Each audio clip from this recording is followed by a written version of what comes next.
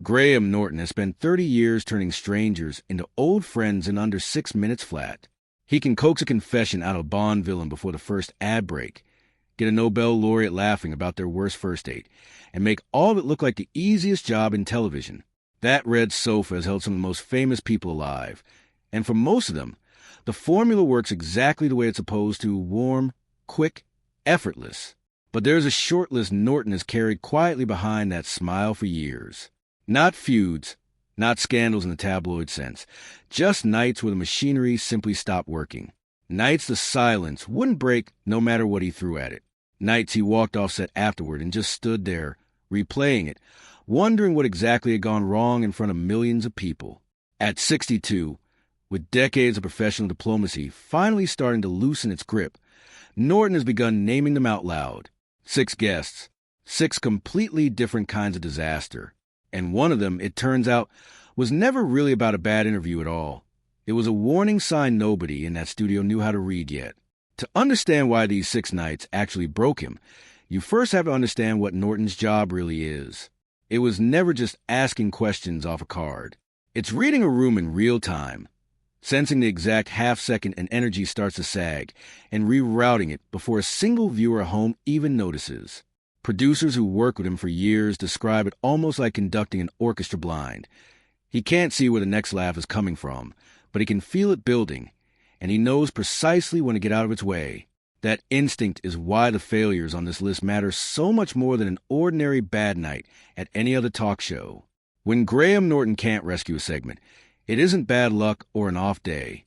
It's a signal, proof that whatever was sitting across from him on that sofa simply refused to be reached, no matter how good he was. The first real crack came in 2013, and it arrived, fittingly, in a haze nobody saw coming until it was already too late to stop. Mark Wahlberg sat down that night to promote a film, flanked by Michael Fassbender on one side and Sarah Silverman on the other, and for the first 20 minutes, he was every bit the seasoned professional. Sharp, funny, completely in command of the room. Then, without warning, something shifted. Whatever he'd had in his system before the cameras started rolling finally caught up with him all at once, and the control simply drained out of conversation. He began talking over his co-stars mid-sentence, derailing every story before it could land its punchline, and in a moment the audience still brings up online more than a decade later, he climbed straight onto his host's lap and wrapped an arm around him like they were old drinking buddies. Norton kept smiling for the cameras, the professional mask never slipping once on air. His eyes told an entirely different story. Years later, sitting on stage at a literary festival with nothing left to protect, he finally admitted what had actually happened backstage that night. Guests don't arrive drunk on a show. They arrive drunk to it. Wahlberg had walked in seemingly fine and unraveled in real time over 20 minutes, until Fassbender was finally mid-anecdote, building toward what should have been the best moment of the whole segment, and Norton glanced over to find his guest fast asleep beside him. Wahlberg would later laugh the whole thing off as simply having a few too many before a big night. Norton never held a public grudge about it. But when people ask him, even now, who his single worst guest of all time was, he doesn't pause to think it over. The answer is 2 words long, and it hasn't changed once since that night in 2013. If Wahlberg was chaos, Mickey Rourke was something slower and far more draining. Not an explosion so much as a steady leak of energy that left Norton doing the work of 2 people for 30 straight minutes. Rourke arrived already checked out entirely, sunglasses on indoors, reportedly nursing a half-empty bottle of Jack Daniels, lighting one cigarette after another despite the studio's rules. Every question was met with a shrug or a mumbled half-answer that led nowhere. Norton later compared the entire experience to shepherding a group of restless children on a school trip rather than hosting a chat show, filling silence after silence himself just to stop the audience from feeling the cold coming off the sofa in waves. Rourke never once apologized for any of it, and he never bothered pretending to care either way. He wasn't there to do what he'd later dismiss as the clown stuff. He simply didn't believe in the performance Norton needed from him that night, and he made absolutely no effort to fake it for the cameras. Then came a different kind of silence altogether, the Kevin Costner kind. There was no drunkenness here, no visible disinterest exactly, just a wall that nothing could get past. Norton would ask a question and get a look in return that seemed to silently ask, why he even had to answer at all. Then Helen Mirren would speak up from the next seat over, and Costner would light up instantly just for her. It wasn't hostile in the slightest. It was simply two people operating on completely different frequencies that never once managed to sync, no matter how hard Norton worked the room. Costner would later explain, in his own understated way, that he'd always found the format a little false at heart, that he'd rather have one real conversation than perform an entertaining one for an audience. To Norton, that missed the entire point of what he does for a living. Laughter is a connection. Without it, the room goes cold, and no amount of professionalism can fully warm it back up before the credits roll. Robert De Niro brought a version of that same silence, except this one arrived wrapped in a reputation that made the emptiness sting even more. The audience had shown up that night, expecting taxi driver stories and unfiltered Goodfellas charisma. What they got instead was a string of long, careful pauses and a faint smile that never quite reached anywhere behind his eyes. Norton tried every trick in his considerable arsenal.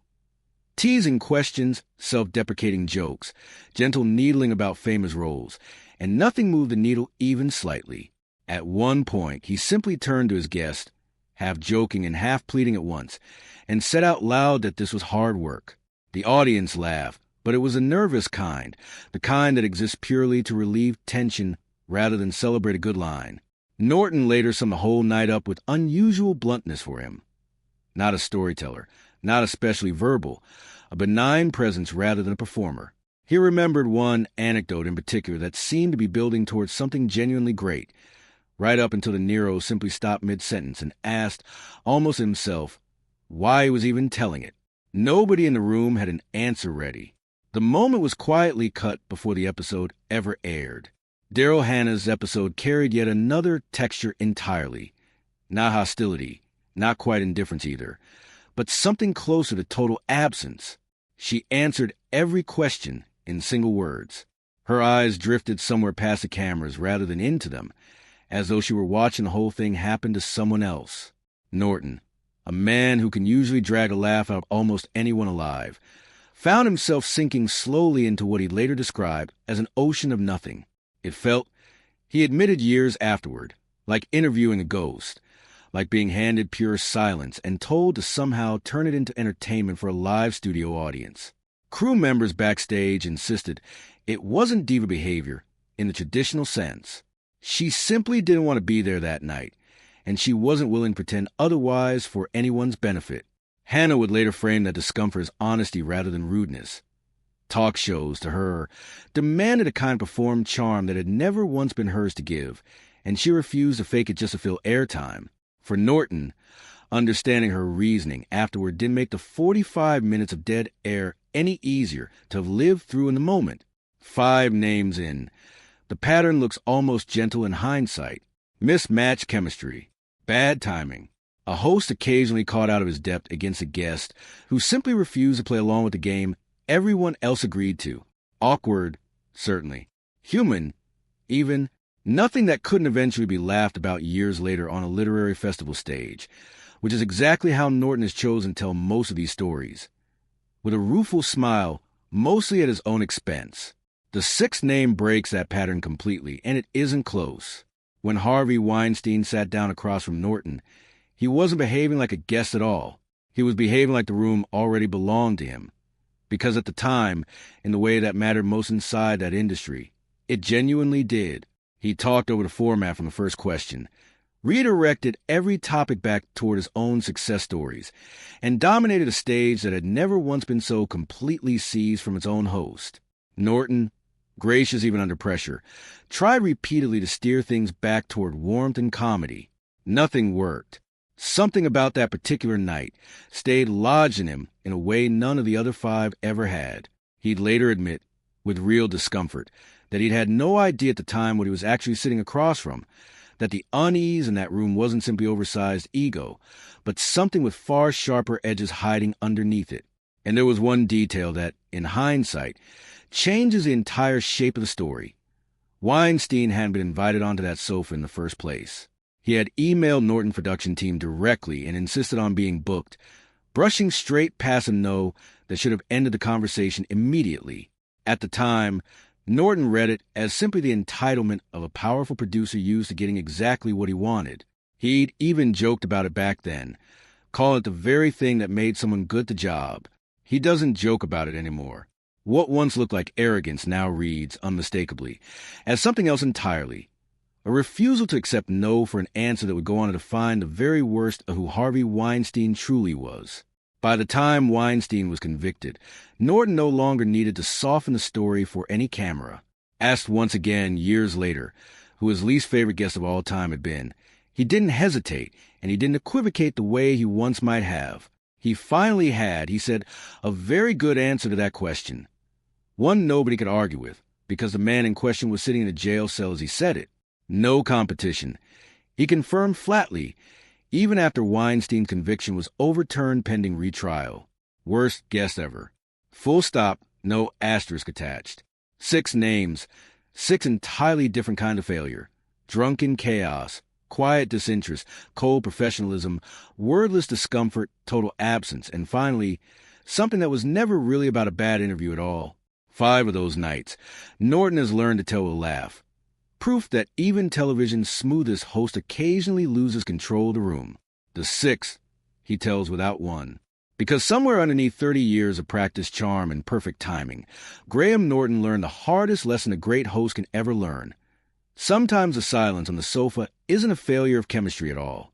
Sometimes it's the very first warning sign, arriving years before anyone in the room knows enough to recognize it for what it really is.